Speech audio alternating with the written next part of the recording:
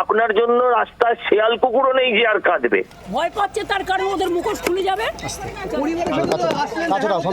হ্যাঁ, দেখা করেছি। পরিবারের পাশে থাকবেন, পরিবারের পাশে থাকবেন দিদি, পরিবারের পাশে।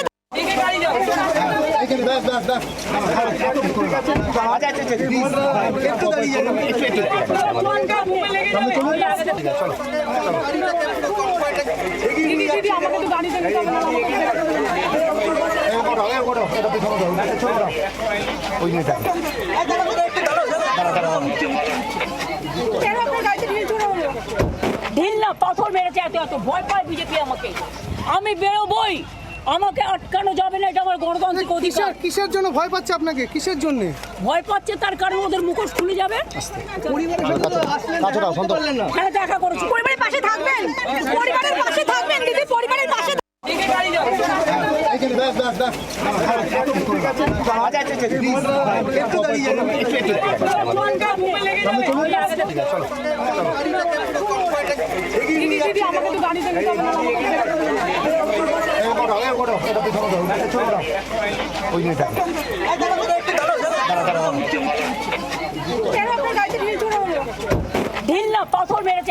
মমতা বন্দ্যোপাধ্যায় তিনি স্পষ্ট বলছেন যে তাকে যতই বাধার মুখে পড়তে হোক তিনি আসবেনই। যদিও ওই তৃণমূল কর্মীর পরিবারের তরফ থেকে আপনারা শোনাচ্ছিলাম, আমাদের প্রতিনিধি অয়ন শর্মাকে যেমনটা জানাচ্ছিলেন তার পরিবারের লোকজন, যে তারা বলছেন পাশে চাই না, পাশে এতদিন ছিলেন না, এখনো পাশে থাকার দরকার নেই। স্থানীয় প্রশাসনে আস্থা রাখছেন মৃত ওই তৃণমূল কর্মী বিরজু দেওয়ানের পরিবার। তাদের বক্তব্য, পুলিশের ভূমিকা নিয়ে প্রশ্ন রয়েছে, কিভাবে হেফাজতে মৃত্যু হলো তাদের ভাইয়ের, তা নিয়ে প্রশ্ন তুলছেন তারা। পুলিশের ভূমিকা নিয়ে প্রশ্ন তুলছেন, যদিও এ ব্যাপারে প্রশাসনই সঠিক ব্যবস্থা নেবে, সঠিক বিচার দেবে, এমনটাই দাবি তাদের। পাথর মেরেছে, এত এত ভয় পায় বিজেপি আমাকে। আমি বেরোবই, আমাকে আটকানো যাবে না, এটা আমার গণতান্ত্রিক অধিকার। কিসের জন্য ভয় পাচ্ছে আপনাকে? কিসের জন্য ভয় পাচ্ছে তার কারণে ওদের মুখোশ খুলে যাবে। হালি শহরে একেবারে তুলকালাম কাণ্ড। হালি শহরে এই মুহূর্তে একেবারে তুলকালাম কাণ্ড। মমতা বন্দ্যোপাধ্যায় এসেছিলেন, তবে পরিবারের লোকজন তারা বলছেন যে আগে পাশে পাননি, এখনো তারা চাইছেন না। স্থানীয় প্রশাসন যেভাবে কাজ করছে সেভাবে কাজ করুন, তাতেই তাদের আস্থা, এমনটাই পরিবারের সদস্যরা উল্লেখ করছেন। শোনাই আসুন। আমাদের কারোর সাথে কোনো হেল্প চাই না দাদা, আমি আমার লোকাল প্রশাসন থেকে আমরা হেল্প চাই যাতে আমার ভাইয়ের বিচার হোক, বাস। আমি লোকাল প্রশাসন থেকেই চাই, আমি দূরে যাব না। বন্দ্যোপাধ্যায় কিছু বললো, আশ্বাস দিচ্ছ কিছু না, পাশে থাকা আমার আগে থেকেই কেউ পাশে ছিল না, এখন কি পাশে থাকবে? এটা কি অন্যায় হয়েছে সেটা কি মানছেন তো? হ্যাঁ, পুলিশ অন্যায় করেছে, এটা পুলিশ অন্যায় করেছে। হ্যাঁ, লকআপে তো এইভাবে মৃত্যু। হ্যাঁ, ওইটাই। পুলিশ হেফাজতে থাকাকালীন এই তৃণমূল কর্মীর মৃত্যুকে কেন্দ্র করে উত্তেজনা। মমতা বন্দ্যোপাধ্যায় সেখানে আসেন, তার সঙ্গে দোল আসেন, কল্যাণ বন্দ্যোপাধ্যায় আসেন। মমতা একেবারে জনরোষের মুখে, গাড়ি লক্ষ্য করে কাদা ছোড়া হয়েছে, জুতো ছোড়া হয়েছে, চোর চোর স্লোগান পর্যন্ত উঠেছে। এবং পরিবারের সদস্যরা তারা একেবারে উল্লেখ করছেন যে এই গোটা ঘটনা স্থানীয় প্রশাসন এই মুহূর্তে তদন্ত করছে, পুরোটাই তারাই দেখুক। আগে পরিবারের পাশে তারা পাননি তৃণমূল নেতৃত্বকে, তাই এই মুহূর্তেও তাদের আর প্রয়োজন নেই, এমনটাই তাদের তরফ থেকে উল্লেখ করা হয়েছে। তবে এই মুহূর্তেও কিন্তু সেখানে যথেষ্টই উত্তেজনার পরিস্থিতি রয়েছে। যে ছবি আপনাদেরকে আমরা দেখাচ্ছিলাম, মমতা বন্দ্যোপাধ্যায় তিনি পরিবারের সদস্যদের সঙ্গে তিনি কথা বলছিলেন, সেখানে কল্যাণ বন্দ্যোপাধ্যায়, দোলা সেন তারা উপস্থিত ছিলেন। কিন্তু পরিবারের সদস্যরা তারা একেবারে দ্ব্যর্থহীন ভাষায় উল্লেখ করলেন যে তাদের কারো দরকার নেই, স্থানীয় প্রশাসন যেভাবে তদন্ত করছে তাদের ওপর আস্থা রয়েছে, এমনটাই উল্লেখ করা হয়েছে। তৃণমূল কর্মীর মৃত্যুকে কেন্দ্র করে উত্তেজনা। নিহত তৃণমূল কর্মীর বাড়িতে আজকে যান মমতা বন্দ্যোপাধ্যায়, যদিও মমতা বন্দ্যোপাধ্যায়কে শুনতে হয়েছে চোর চোর স্লোগান, একই সঙ্গে তার গাড়ি লক্ষ্য করে কাদা ছুঁড়ে মারা হয়, সেই সঙ্গে জুতো। পুলিশ হেফাজতে যুবকের মৃত্যুকে কেন্দ্র করে চাঞ্চল্যের সৃষ্টি হয়েছে। মৃত তৃণমূল কর্মীর বাড়িতে আজ মমতা বন্দ্যোপাধ্যায় যান, তবে সেখানেই চোর চোর স্লোগান ওঠে, সেই সঙ্গে গাড়িতে কাদা ছুঁড়ে মারা হয়েছে। হালি শহরে ঘটনাকে কেন্দ্র করে একেবারে তুলকালাম কাণ্ড। সাধারণ মানুষের রোষের মুখে পড়েন মমতা বন্দ্যোপাধ্যায়, রাজ্যের প্রাক্তন মুখ্যমন্ত্রী।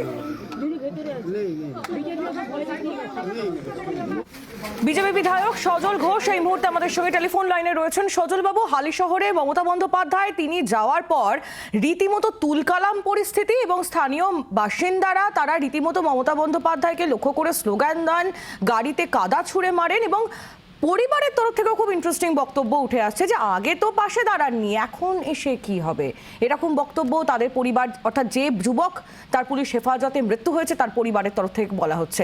কি প্রতিক্রিয়া আপনার? দেখুন, হেফাজতে মৃত্যু নিশ্চয়ই সরকার তদন্ত করবে। আমরাও সরকারের জায়গায় এসে হেফাজতে মৃত্যুর তো পক্ষে হতে পারি না। তার কিন্তু মমতা ব্যানার্জির এই যে আপনি ফেলানি বসাক থেকে শুরু করে আপনি যদি পর আসেন, ভিখারি পাসোয়ান থেকে শুরু করে পর আসেন, দেখবেন সাজানো মিথ্যে ঘটনা নিয়ে নাটক করতে ভালোই পারতেন। কিন্তু এখন আর সেদিন নেই মমতা ব্যানার্জি। আপনার প্রতি অনেক আশা ছিল, অনেক ভরসা ছিল মানুষের, অনেক সম্মান ছিল আপনার। কিন্তু আজকে আপনার উপাধি হয়েছে চোর। আজকে আপনার উপাধি হয়েছে চোর। আপনারা তো ভিডিও পেয়েছেন, এই ভিডিও নিয়ে নিশ্চয়ই 2-4 দিনের মধ্যে বেরোবে। এই লোকগুলো কারা যারা আজকে মমতা বন্দ্যোপাধ্যায়কে চোর বলছে? আপনি ভেবে দেখুন, যার বাড়িতে গেছেন সেই বাড়ির মানুষ অব্দি আপনাকে প্রত্যাখ্যান করছে। তাদের বাড়ির একটা ছেলে চলে গেছে, যেমনই হোক, দুষ্কৃতি হোক, ভালো হোক, মন্দ হোক, আমি সেই বিচারে যাচ্ছি না, কিন্তু সেই পরিবারেরও সমবেদনা আপনার জন্য নেই। আপনার জন্য রাস্তায় শেয়াল কুকুরও নেই যে আর কাঁদবে। আপনার জন্য শেয়াল কুকুরও নেই। আপনি আপনার ভাইপো দুজনে গলা জড়াজড়ি করে কাঁদতে পারেন, তাতেও সমস্যা আছে কিনা জানি না, কিন্তু আপনাদের জন্য শেয়াল কুকুরও নেই। এটা হচ্ছে ইতিহাসের পুনরাবৃত্তি। একদিন জয় শ্রীরাম বলেছিল, কিছু লোক নেমে তেড়ে গেছিলেন, আয় আয়। তিনি আজও বলছেন যে বিজেপি ভয় পেয়েছে, তাই তাকে আটকানোর চেষ্টা হচ্ছে। হ্যাঁ, বিরাট ভয় পেয়েছে বিজেপি, হেভি ভয় পেয়েছে। বিশ্বাস করুন, কখন কামড়ে দেবে এই ভয় তো আমাদের প্রত্যেকের আছে। এই ভয় আমাদের প্রত্যেকের আছে, এটা নিয়ে আমি কোনো কথা বলবো না। কিন্তু আমি ইতিহাসের পুনরাবৃত্তি বলছি। ব্যারাকপুরে কটা ছেলে বলেছিল যে জয় শ্রীরাম, চোর টোর বলেনি, শুধু বলেছিল জয় শ্রীরাম। নেমে বলেছিলেন এদের প্রত্যেকের বাড়িতে সারা রাত খানা তল্লাশি করে সবাইকে গ্রেপ্তার করবে। আজকে বাংলার মানুষ ঘিরে আপনাকে চোর চোর বলছে। নামুন না একবার গাড়ি থেকে।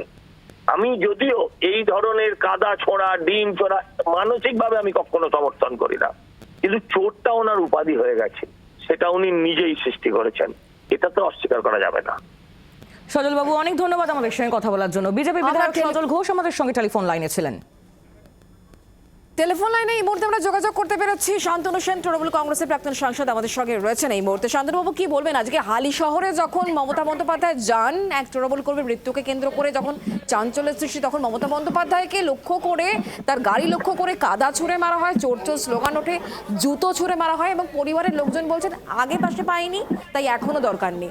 স্থানীয় প্রশাসন যেভাবে তদন্ত করছে সেভাবে করুক, তাতেই তাদের আস্থা রয়েছে। কি বলবেন?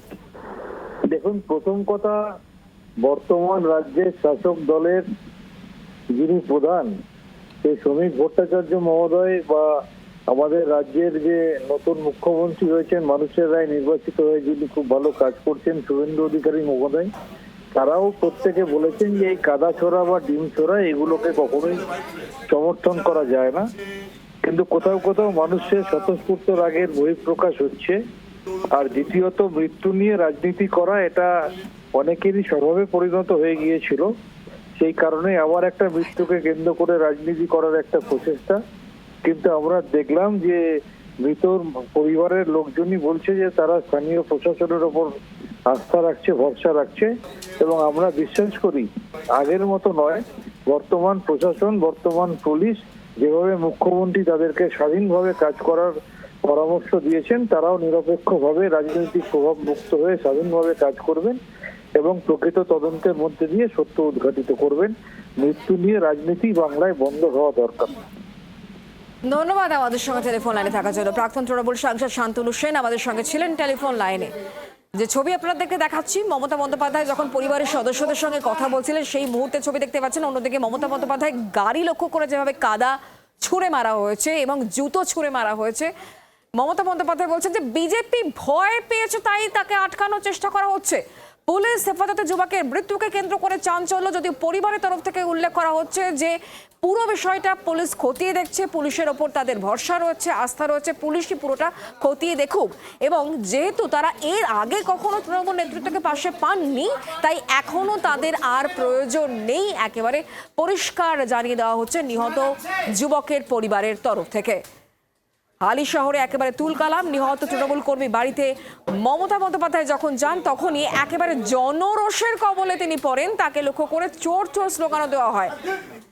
মমতা বন্দ্যোপাধ্যায়ের গাড়ি লক্ষ্য করে কাদা ছুঁড়ে মারা হয়েছে, জুতো ছুঁড়ে মারা হয়েছে। মমতা বন্দ্যোপাধ্যায় উল্লেখ করছেন যে বিজেপি করছে এবং বিজেপি আসলে ভয় পেয়েছে, তাকে আটকানো যাবে না, তিনি এভাবেই পথে নামবেন বারবার করে, এটা উল্লেখ করেছেন রাজ্যের প্রাক্তন মুখ্যমন্ত্রী মমতা বন্দ্যোপাধ্যায়।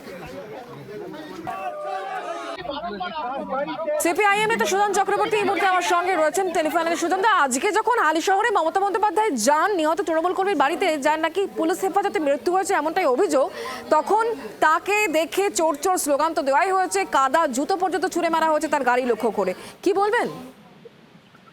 মমতা ব্যানার্জি আজকে অনেকদিন পরে হলেও হালিশহরে গেছেন। যে কোনো মানুষের যে কোনো জায়গাতে রাইট আছে যাওয়ার, রাজনীতির লোক তিনি বা যাবেন না কেন, বিশেষ করে তিনি প্রাক্তন মুখ্যমন্ত্রী, তাদের সর্বশক্তিমান ছিলেন, ফলে তিনি যাবেন, এটার মধ্যে কোনো অপরাধ আছে ওটা আমি মনে করি না।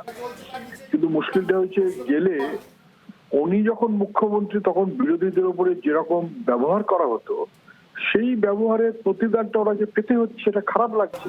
এটা ওনাকে পেতে হচ্ছে হয়তো ওর দোষে, কিন্তু সেটা একটু কেমন লাগছে।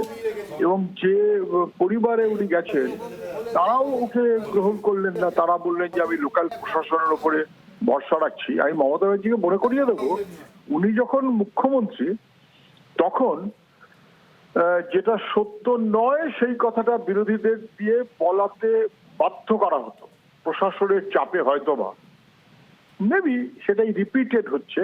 কিন্তু এটা আনফরচুনেট, তখনও ছিল, এটা আনফরচুনেট এখনো। ধন্যবাদ আমাদের সঙ্গে টেলিফোন লাইনে থাকার জন্য। সিপিআইএম নেতা সুজন চক্রবর্তী আমাদের সঙ্গে ছিলেন টেলিফোন লাইনে। বাংলার আওয়াজ, বাঙালির আবেগ, জি 24 ঘন্টা।